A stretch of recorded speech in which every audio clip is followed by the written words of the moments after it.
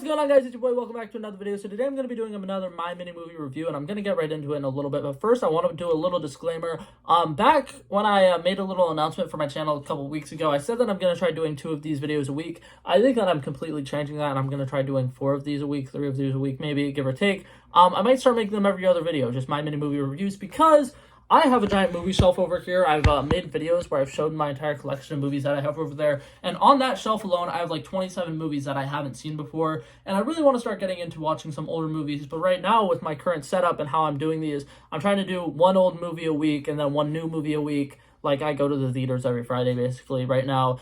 But I like that, and it's working. But at the same time, it's going to take me forever before I catch up on even the movies that are just there. And then there's also certain movies that are on certain streaming services that I want to catch up on. So, fair warning, I'm probably going to be making a lot more movie reviews soon. And now for this specific video, something I want to talk about is, if you ever played sports, you might have heard a coach say this once or twice, winning isn't everything, right?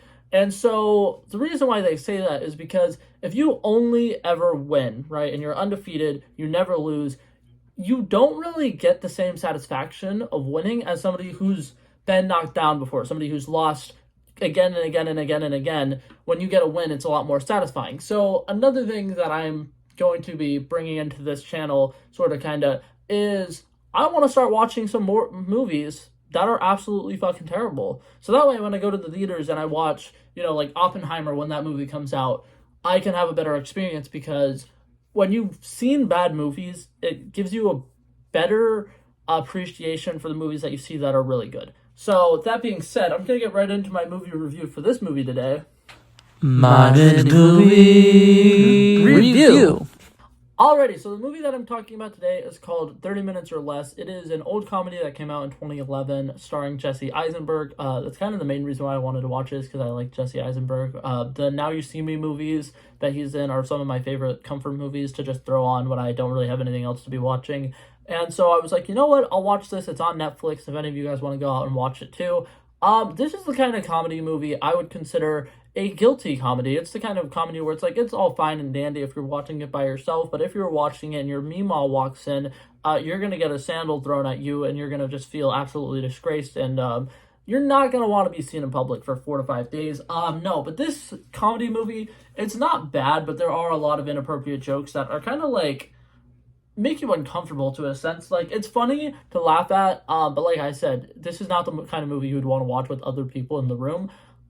It's not a bad movie. The overall premise, I'm going to go ahead and give you this overall premise, is, so basically a guy, right, it's kind of like, Step Brothers. There's 2 adults who, like, are deadbeats. They don't really do anything, but they have rich parents, so they still live with their parents or whatever. It's this guy who is a deadbeat guy, doesn't do anything, doesn't have a job, doesn't really do anything. He's probably like 27 and 28 maybe, and he's living at his parents' house or whatever. His dad is rich, and it's him and his best friend, and they just are screwing around, doing nothing with their lives, and just kind of like mooching off of their parents, whatever, right?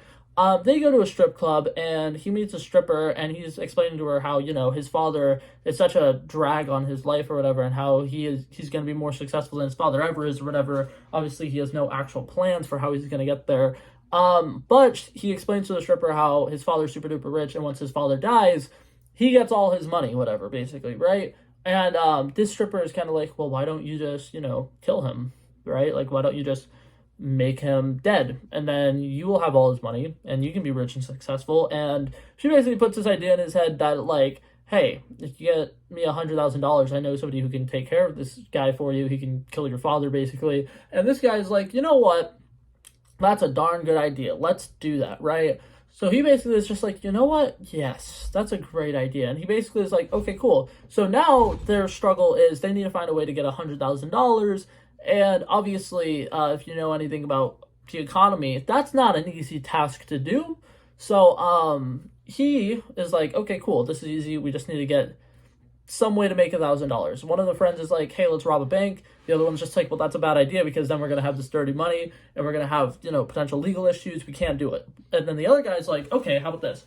I'm a fucking genius. Why don't we just force somebody to rob a bank for us? And they're kind of like, okay, yeah, we could totally do that. And so one of the guys knows a little bit about explosives. He makes a bomb vest, and they call a pizza or whatever delivery guy. He comes in, he delivers the pizza or whatever to the middle of nowhere, and they knock him out, and they strap this, what is it called?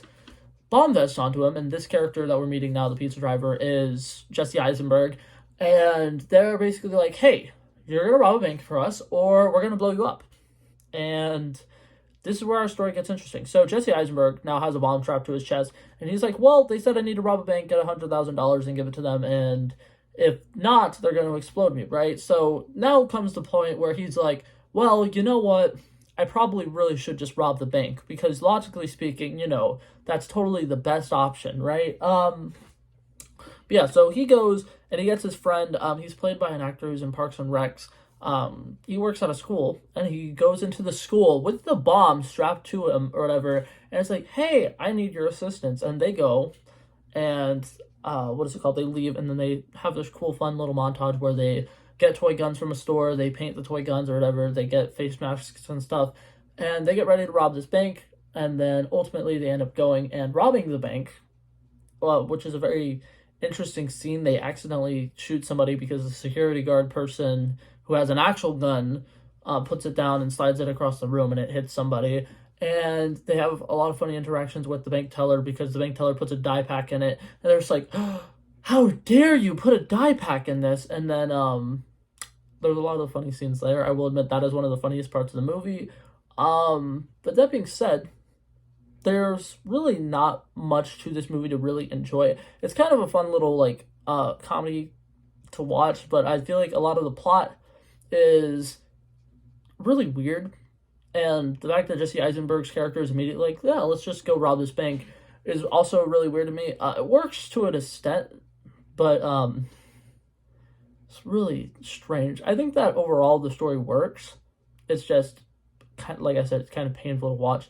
And the two bad guys who are forcing this guy to rob a bank are very inappropriate, and all of their humor and their scenes are very hard to watch, to be honest. But that being said, I think that the movie is not absolutely terrible. I'm gonna go ahead and rate it now. I'm gonna give it a 52 out of 100. It's not bad. I would never watch it again. I wouldn't recommend it to anybody, but it was an experience for sure.